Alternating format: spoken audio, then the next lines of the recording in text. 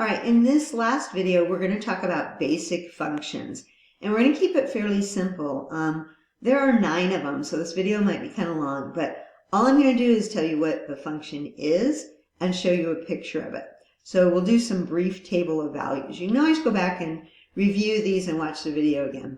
A constant function is one that says f of x equals some number, just a constant. Okay, so an example would be f of x equals 4. So what that means is we don't care what the input is. You're always going to get 4 for an output.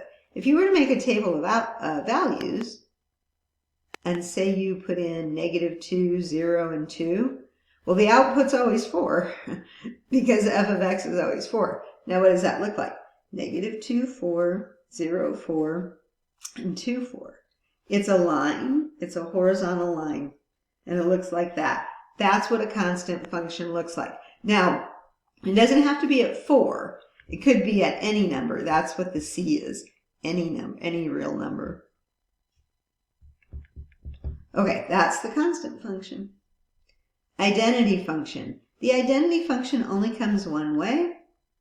Well, I shouldn't say that, but all of these basic functions are just that, basic. There's no frills, there's no adding or extra stuff in them. They're just what we call the basic functions. And it'll really help you to be familiar with these when we go to do transformations. Okay, so in the basic function, if I put in -2, I get out -2. See, I'm getting the same thing I put in. I'm not doing anything to x, right? If I put in 0, I get 0. If I put in 2, I get 2. Okay, that's the identity function. Those points look like -2, 2, 0, 0, 2, 2. They look like that. So it's kind of a diagonal on your graph paper. That's called the identity function. What you put in, you get out, like a mirror. Okay, well, maybe not a mirror. Okay. Absolute value function. The basic absolute value function says f of x equals the absolute value of x. If I make a table of values and I put in -2, 0, and 2, well, what's the absolute value of -2? 2. What's the absolute value of 0? 0. What's the absolute value of 2? 2. Now what does that look like? -2, 2, 0, 0, 2, 2. It makes a V. Okay, now that's really important that we understand it's a V shape. No matter how I drew it, it's a V. Okay, you could always make your table of values bigger to see more points too. Okay, the quadratic function, the basic one, looks like this. And if I make a table of values, -2, 0, 2, I'm going to be squaring each input. So -2 squared is 4, right? -2 squared is 4. 0 squared is 0. 2 squared is 4. And so if I graph these,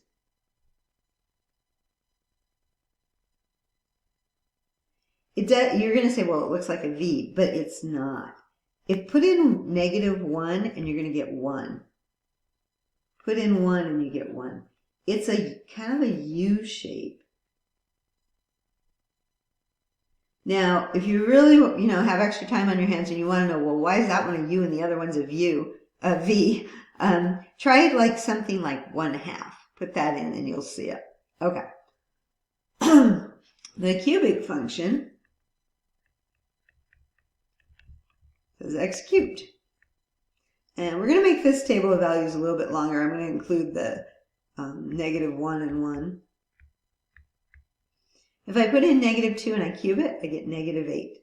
-2 cubed is -8. If I put in -1, I get -1. If I put 0, I get 0. 1, I get 1. And 2, I get 8. Oh, my graph paper is too small. Okay, so -2, 8 is like down here somewhere. -1, 1, 0, 0, 1, 1, and then 2, 8 is like up there. It makes kind of like a little snake. Something like that, kind of, okay? You want to make sure you get that curvy part in there. And don't just graph this, because then it's going to look like a line, all right? That's the cubic function. The reciprocal function, Here's what it looks like. Oops, no, not that. There's supposed to be an X there. I was thinking ahead.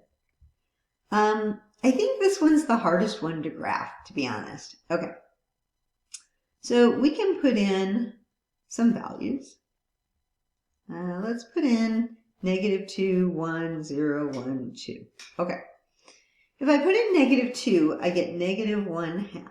If I put in 1, oh, that's supposed to be a -1. If I put in -1, I get -1. Now you can, put these in the function. You know how to do that. If I put in 0, well, that's undefined. Okay, so that's a problem. If I put in 1, I'm going to get 1. And if I put in 2, I'm going to get 1/2. All right. Now, let's talk about the 0 being undefined. It means there's an asymptote right here when x is equal to 0. It's called an asymptote. Asymptote. I think I spelled it right. Okay. I can't put in a 0 into this function. It's not defined. We actually have a horizontal asymptote. That's a vertical asymptote. We have a horizontal asymptote here. And here's why. You're never going to get an output of 0. No matter what number you put in, you're never going to get the 1 over x equals 0. Okay. So those are called asymptotes, and in the reciprocal function we have a vertical one and a horizontal one. Okay, now let's graph some numbers. -2, -1/2. Oops. -1, -1. And then I have 1, 1. And I have 2, 1/2. Now that's kind of not enough to really see what's going on. So what if I put in 1/2? Well, what is 1 over 1/2? Well, it's 2, right? Invert and multiply. Use your division of fractions. So if I put in 1/2, I get 2. That would be that point there. If I put in -1/2, I'm going to get -2. -1/2 would be -2. You can try these all. And so the reciprocal function does this. It doesn't cross the asymptotes, it just approaches them.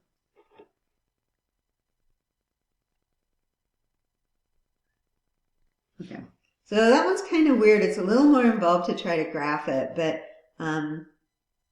that's the reciprocal function for you. Okay, the reciprocal squared function, f of x equals 1 over x squared.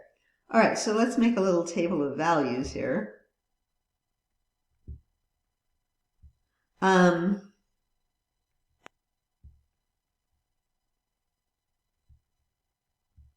put the -1/2 in. Well, it's getting a bit long here. Okay, there we go. Well, let's talk asymptotes. You're not going to be able to put in 0. That's going to be undefined. So again, we're going to have a vertical asymptote here. We're also going to have a horizontal asymptote because we're never going to get 0 out.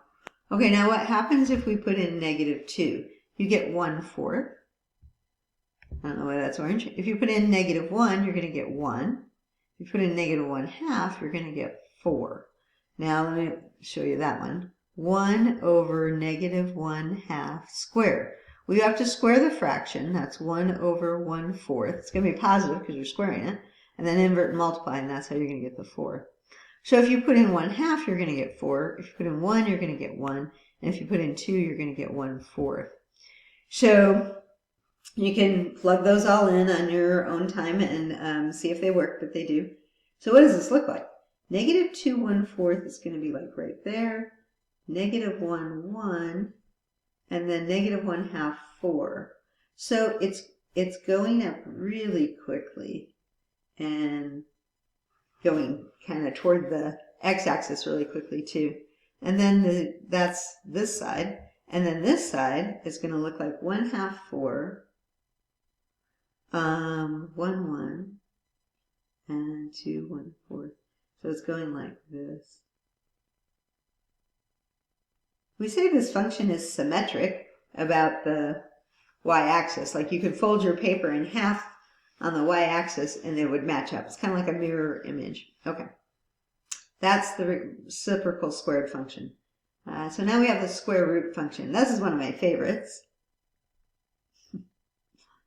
Because when you do the transformations, you get to do fun stuff with it. Okay, if I make a little table of values, well, when I make this table of values, I'm very specific with my numbers. I only want to pick things I know the square root of. Now, you can pick like 2 and get a decimal approximation on a calculator, but I don't. If x is 0, that's okay. I can take the square root of 0. 0. 1. I can take the square root of 1. So you're saying, what's the square root of 0? 0. What's the square root of 1? 1. What's my next good number? 4. I can take the square root of 4. That's 2. And then that's kind of all I have room for on my graph. I would go to 9 if I had a little bit bigger piece of graph paper. Okay, so 0, 0, 1, 1, and 4, 2. And so it's this graph that goes like this. It does not have an arrow on that point. It stops right at 0, 0. So it's really important that you understand that. That's one of the differences with the square root function. It's only defined for positive values, well, at 0, not, 0 to infinity. You could plug in the x values, but not anything on the other side. And remember, these are basic functions. We're not doing anything fancy with them. Okay, so that's the square root function. That's how it looks. The cubed root function looks like this. This is our last one, I think. Yeah, there's not a lot of things I can take the cubed root of. Get a nice number. Again, you could use a calculator. But you can put in negative numbers. Like I can put in negative, well, let's just put in negative 8, even though it's not going to fit. Negative 1, 0, 1, 8. The cubed root of negative 8 is negative 2. Cubed root of negative 1 is 1. Negative 1, sorry. 0, cubed root of 0, 0, cubed root of 1 is 1, and the cubed root of 8 is 2.